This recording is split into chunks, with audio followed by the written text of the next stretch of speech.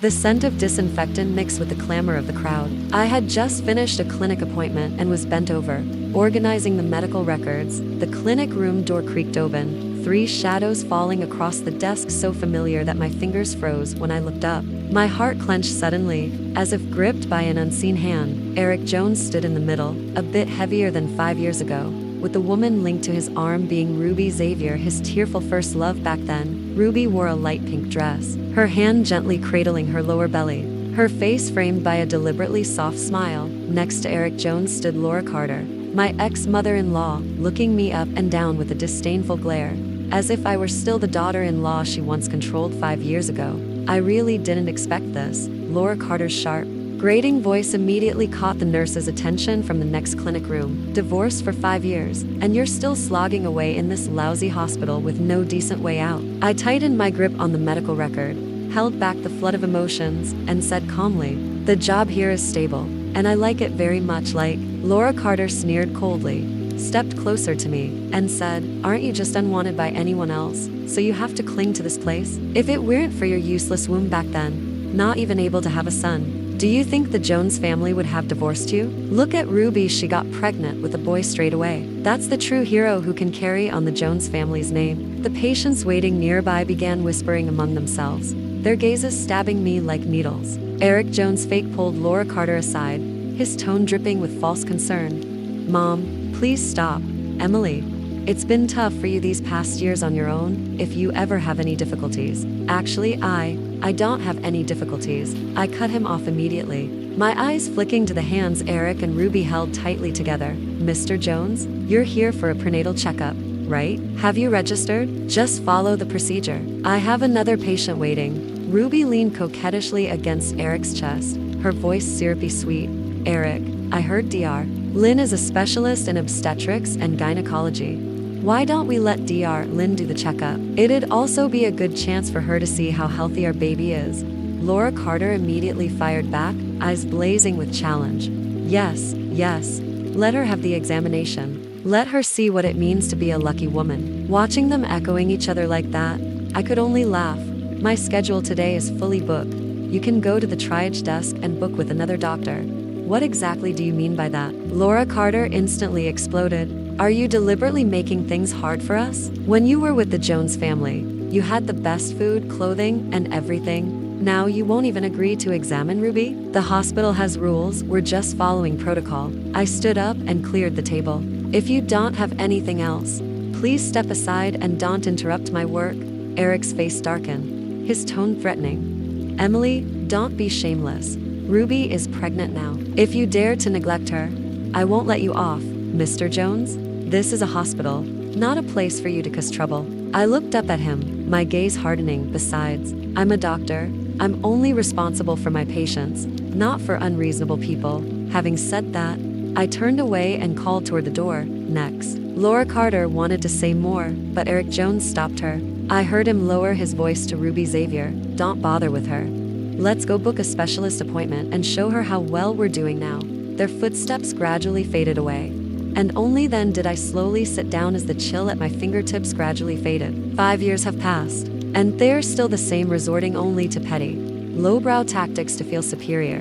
They just don't realize that I'm no longer the soft target they used to manipulate. Just as I finished sending off the last patient, the clinic room door suddenly burst open. Laura Carter stood at the doorway, flanked by Eric Jones and Ruby Xavier, their presence fierce and imposing. "Emily Lynn, get out here." Laura Carter crossed her arms, her voice booming so loudly it echoed down the entire hallway. "Are you jealous because Ruby's expecting a son? And that's why you're deliberately refusing to examine her? I'm telling you, you must see her today, or I'll take this straight to the hospital director and make sure you lose your job." I frowned and stood up, closing the clinic door to avoid disturbing others. "Ms. Carter, I've already explained. Today's appointments are full, and the hospital has strict rules about scheduling. It's not something I can just change on a whim." "Rules? I think you're doing this on purpose." Eric Jones stepped forward, his eyes full of disdain. "When we divorced, I thought you might turn out all right, but I never expected you to be so petty. I'll give you a chance now. Do a proper checkup on Ruby. Maybe I can even put in a good word for you with the hospital director." "No need," I said coldly. "I don't need anyone's charity, nor will I break the hospital's rules." Ruby clutched her belly, her eyes red with distress. Dr. Lin, I know you're still upset that Eric chose me back then, but the child is innocent. I'm really worried about his condition, please. Won't you help? That pitiful look was just like it was 5 years ago. Back then, Eric Jones was deceived by her appearance, thinking she was weak and helpless only to turn around and criticize me harshly. I was about to speak when the clinic door was gently knocked. Sorry to bother you.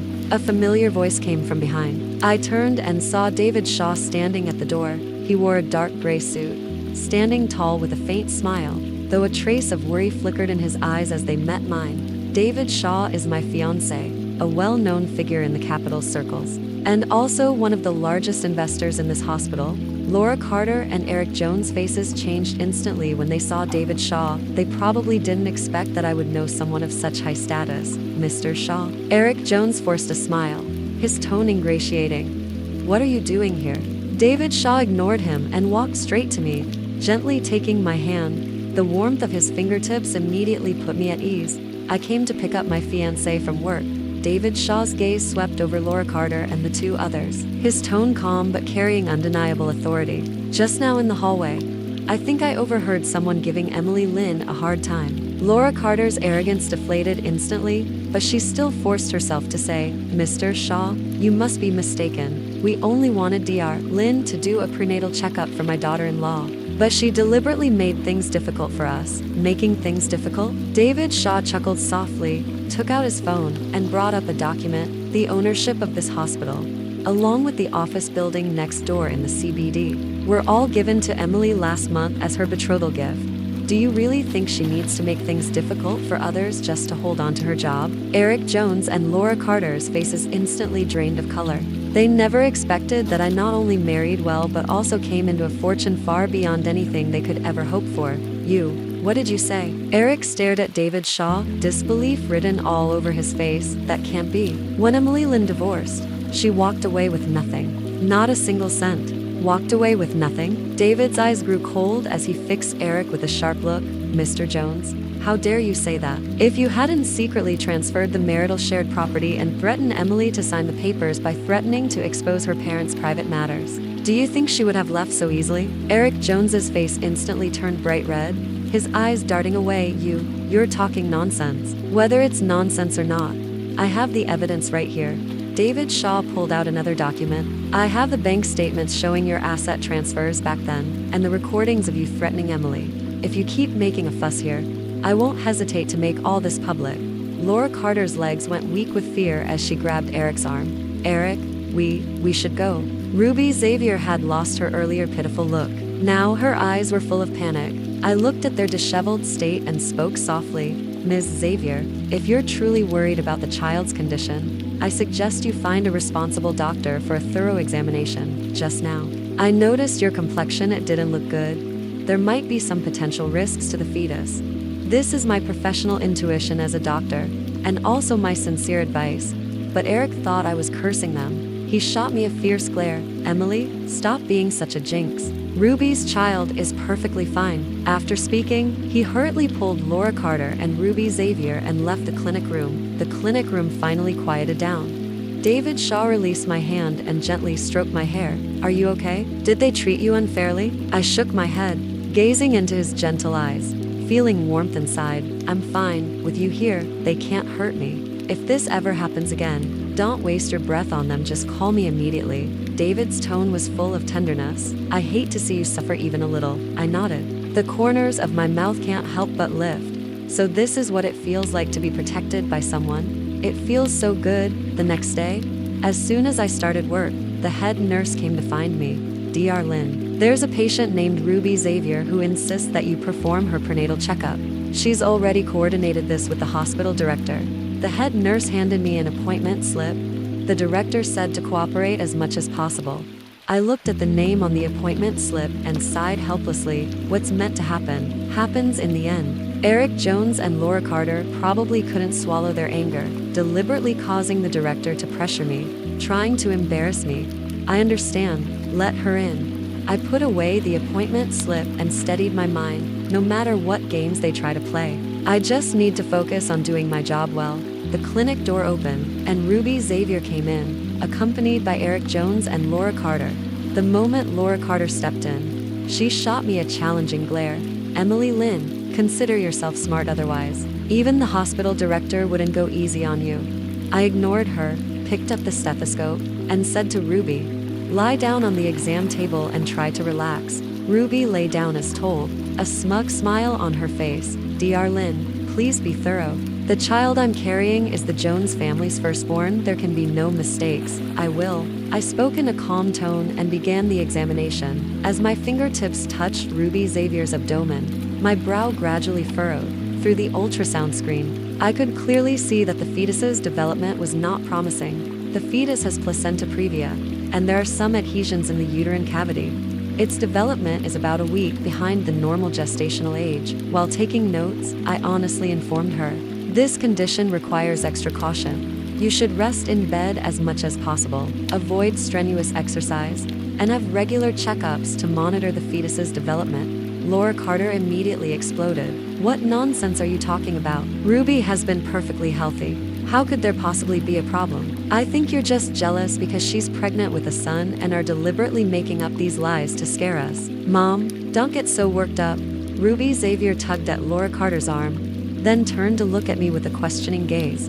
"Dr. Lynn, are you sure you didn't make a mistake? I had a checkup at another hospital before, and the doctor said the baby was perfectly healthy. I am honestly reporting the findings based on the test results." I put down the stethoscope, my tone serious. "Placenta previa and uterine adhesions are not minor issues. If not treated properly, they can cause massive bleeding and even threaten the life of the fetus. I recommend you get further examinations as soon as possible and start treatment promptly once the condition is confirmed."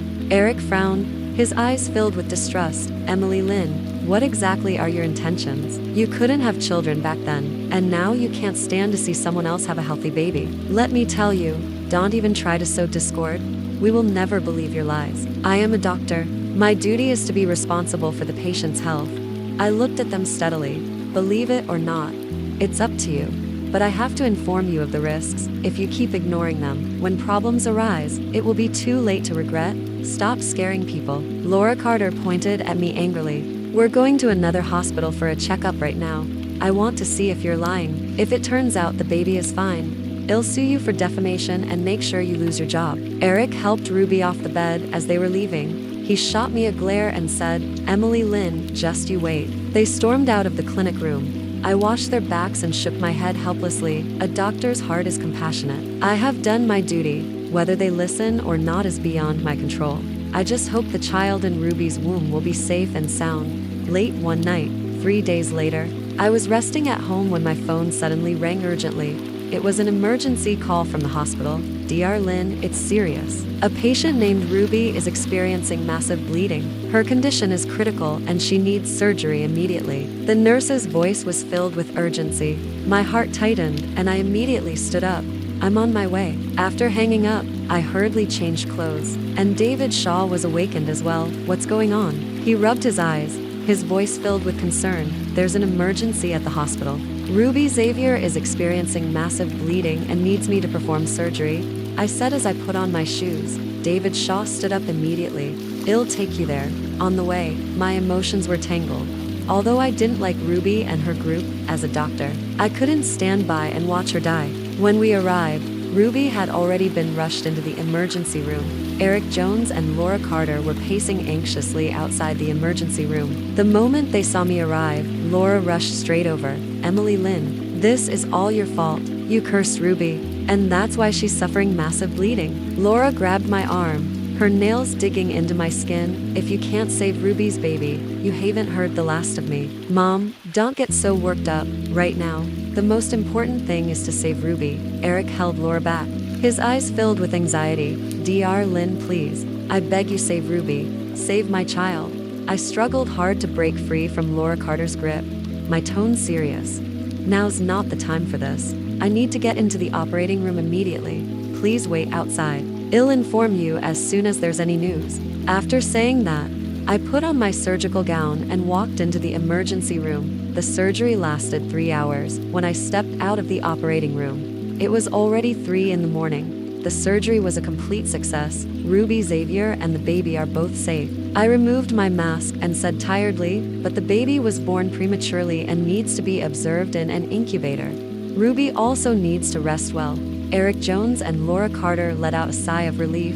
Laura Carter looked at me with a complicated expression, no longer accusing me like before. I thought the matter was behind us, but to my surprise, early the next morning, I was thrust into the spotlight. Obstetrics and gynecology doctor accused of deliberately delaying treatment out of jealousy, causing massive bleeding. That headline glaringly appeared as a trending topic across major social media platforms. The post featured a photo of Ruby Xavier lying weakly in a hospital bed, alongside Eric Jones's accusations that, because of lingering bitterness from our divorce, I deliberately obstructed Ruby's treatment, causing massive bleeding and premature delivery. Under the post, the comments from netizens were overwhelmingly one-sided. This kind of doctor has absolutely no professional ethics. Playing with a patient's life because of personal grudges, she must be severely punished. I suggest the hospital fire her immediately to prevent her from harming others. Reading these malicious comments, I felt nothing but a chill down my spine. I dedicated myself wholeheartedly to saving lives, and in the end, this is what I get.